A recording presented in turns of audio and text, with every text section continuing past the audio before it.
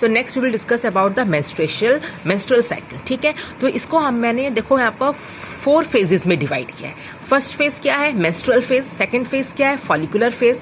Third phase क्या है? Ovulatory phase. And fourth phase क्या है? Luteal phase. अब मैं 1 by 1 सारे फेजेस को डिस्कस करूंगी। Listen clearly, okay? अगर डाउट होगा तो आप मुझसे पूछेंगे। तो फर्स्ट फेज क्या होगा? Menstrual phase. तो मेंस्ट्रुअल फेज शुरू होते हैं 1 से लेकर 5 डे, मतलब मेंस्ट्रुअल साइकिल के जो फर्स्ट 5 डेज होते हैं उनको हम क्या बोलेंगे? Menstrual phase. इसमें क्या होगा? ब्लीडिंग होगी प्लस लॉस्ट सेकेंडरी oocyte। अभी मैंने आपको बताया था अगर सेकेंडरी oocyte का फर्टिलाइजेशन नहीं होता है और एम्ब्रायो फॉर्मेशन, डेवलपमेंट या इम्प्लांटेशन नहीं होता है तो क्या होता है? सेकेंडरी oocyte डिजेनरेट हो जाता है और जो एंडोमेट्रियम की वॉल पे जो ब्लड लेयर थी वो भी ब्रेक डाउन हो जाती है। तो फर्स्ट 5 डेज में क्या होगा? 4 to 5 डेज में bleeding plus lost secondary oocyte। इसको हम क्या बोल सकते हैं? Weeping of uterus for lost secondary oocyte। क्योंकि रोना बोल सकते हैं, क्योंकि कभी भी सेकेंडरी oocyte यूट्रस अपना वेस्ट करना नहीं चाहता है, लेकिन अब सेकेंडरी oocyte के साथ स्पर्म का फर्टिलाइजेशन नहीं हुआ तो इसीलिए बेटा क्या हुआ? यूट्रस क्या हो रहा है? रो रहा है। तो इसको हम ऐसे भी बोल सकते हैं।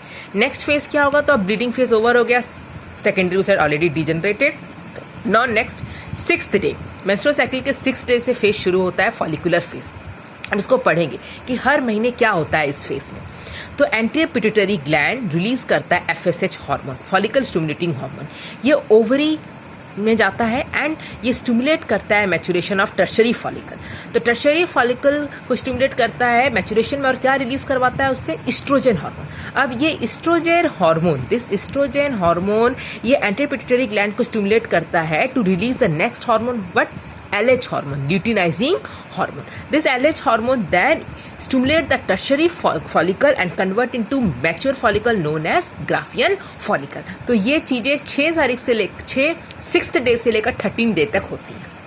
अब उसके बाद आ गया 14 डे। 14 डे को क्या होता है? अब Graafian follicle will mature and it will rupture and releases what? Secondary oocyte। And इसी को हम लोग क्या बोलते हैं? ओव्यूलेशन। मैंने आपको सिखाया था कि ओवरी में जब ग्राफियन फॉलिकल रप्चर होते हैं तो वो सेकेंडरी oocyte रिलीज करते हैं।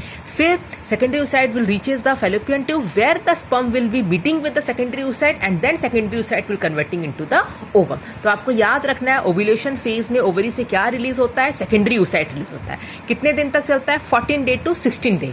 ठीक है, नेक्स्ट अब आ जाता है next last phase is luteal phase. इसमें क्या होता है?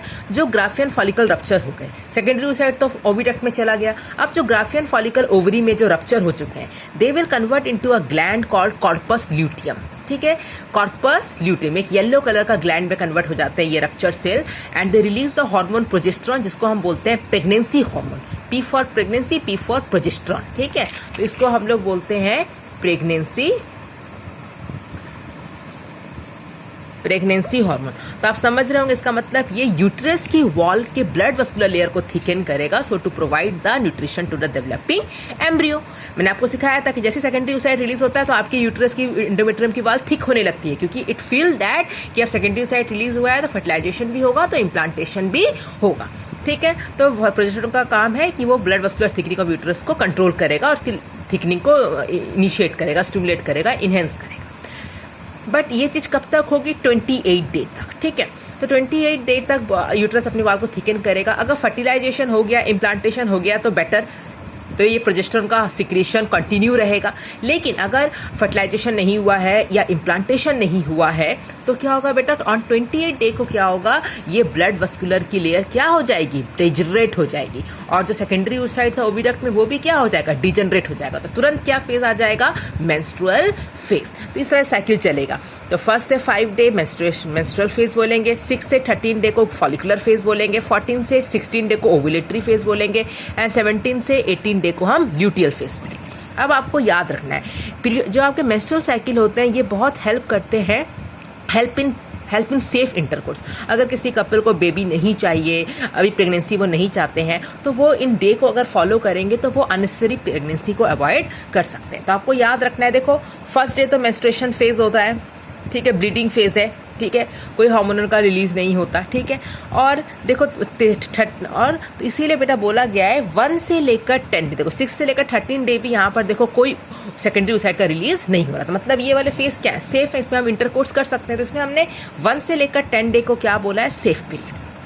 ठीक है, उसके बाद ऐसा कहते हैं कि 11th डे जो होता है बेटा, उसमें चांस हो सकते हैं कि सेकंड किसी की बॉडी में हार्मोनल का लेवल अलग होता है, चेंजेस होता है, तो किसी की बॉडी में 11th डे में भी ओव्यूलेशन हो जाता है। तो इसलिए हमने 11 से 17 डे को बनाया अनसेफ, क्योंकि इस पीरियड में क्या होता है, ओव्यूलेशन, मतलब सेकेंडरी ओसाइट रिलीज होती है। इसका मतलब क्या है, स्पर्म के साथ मीट होकर प्रेगनेंसी होने का चांस ज़्यादा है। और 18 अब आता है 18 से 28 डेज।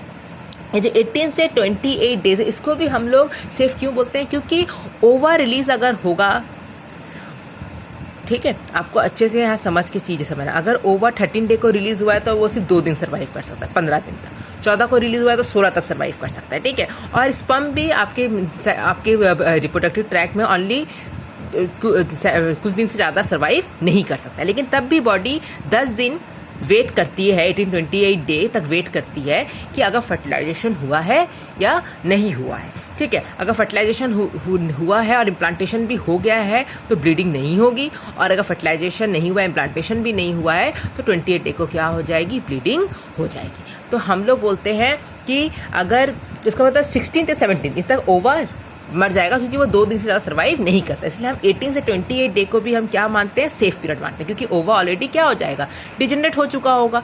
इसीलिए हम लोग 18-28 को सेफ पीरियड मानते हैं।